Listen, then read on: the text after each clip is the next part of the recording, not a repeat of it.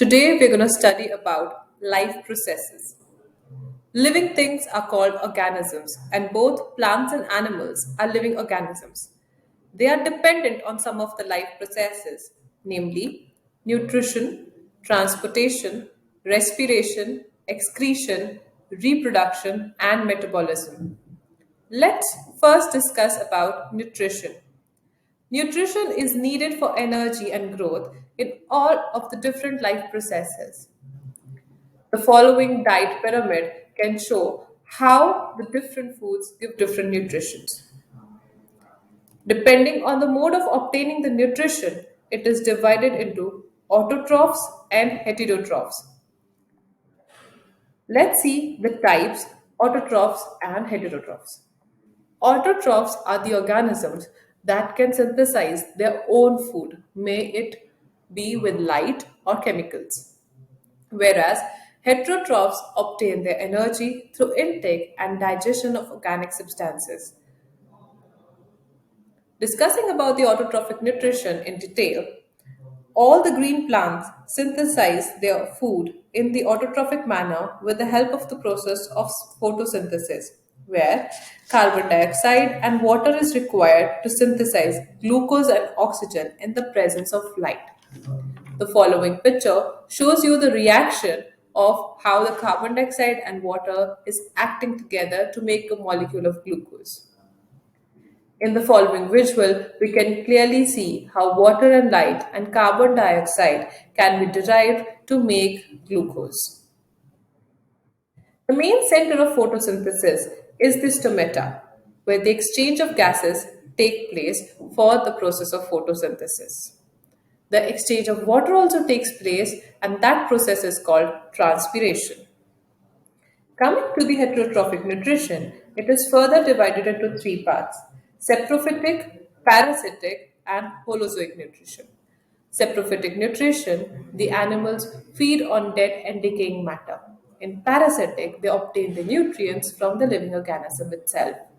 Whereas in the holozoic nutrition, the organisms feed by ingesting solid organic matter, which is then digested and absorbed in their bodies. Some examples of heterotrophic nutrition is shown through these pictures. The main site of heterotrophic nutrition can be studied with the help of amoeba. Nutrition in amoeba takes place through a temporary finger-like extension called pseudopodia. Now, discussing the life processes in humans. The first process would be nutrition. The nutrition takes place through the digestive system. Food entering from the mouth enters the stomach through the esophagus or the food pipe and then to the small intestine, which is the site for receiving various enzymes from the liver, the pancreas, and the intestine itself. For the completion of the process of digestion, and the excretion happens through the anus. Looking at the glands and the enzymes involved in digestion, this chart is self-explanatory. The salivary glands present in the mouth release the salivary amylase.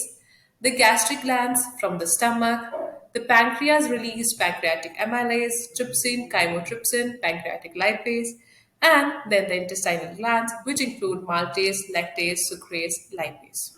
All of these enzymes are required for the absorption and assimilation of the different nutrients from our food. Now, all the nutrient that we have gained needs to be assimilated and we need energy from that. The respiration is the process which helps us into that. Respiration is exchange of gases and oxidation of food in the presence of air to release energy. But sometimes it's not important that we have oxygen for the assimilation or to provide us energy. So, in the absence of oxygen, ethanol and carbon dioxide are released to form energy. In the lack of oxygen, in the human cells, lactic acid is formed with the help of energy. And then, in the presence of oxygen, which happens into the mitochondria, ATP molecule as the energy is released. ATP is the energy currency for all the cellular processes happening in our body.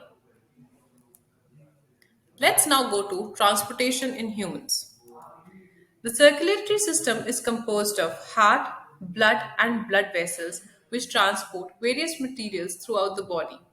The blood is the fluid connective tissue that circulates through the heart and blood vessels into the entire human body.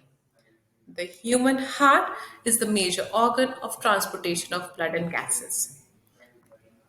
If we talk about the human heart, it is divided into four chambers. It's a four-chambered heart and is the main site for the exchange of oxygenated and deoxygenated blood.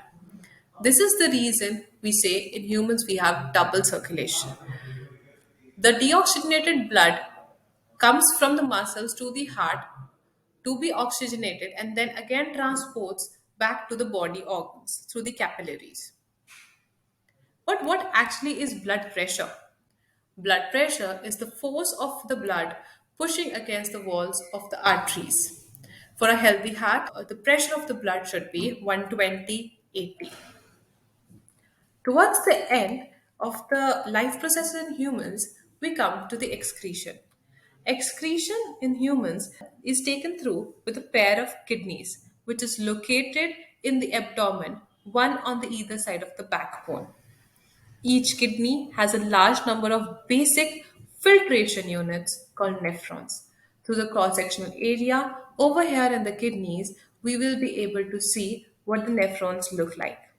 This is a diagrammatic representation of the nephrons, which is the major site where the water or the nutrients is absorbed and the urine is made. Like in the humans, transportation in plants also take place through two transport systems that are xylem and phloem. Xylem is used for the transport of water and minerals, whereas phloem transports the sugar and amino acid dissolved in water. The component of xylem tissue of roots, stem, leaves are interconnected to form a continuous system of water conducting channels that reaches all parts of the plant. The components of the xylem are tracheids and vessels, whereas for the phloem, the basic components would be companion cells and sieve tubes. Now you can visit the EduRev site for more amazing content. Thank you.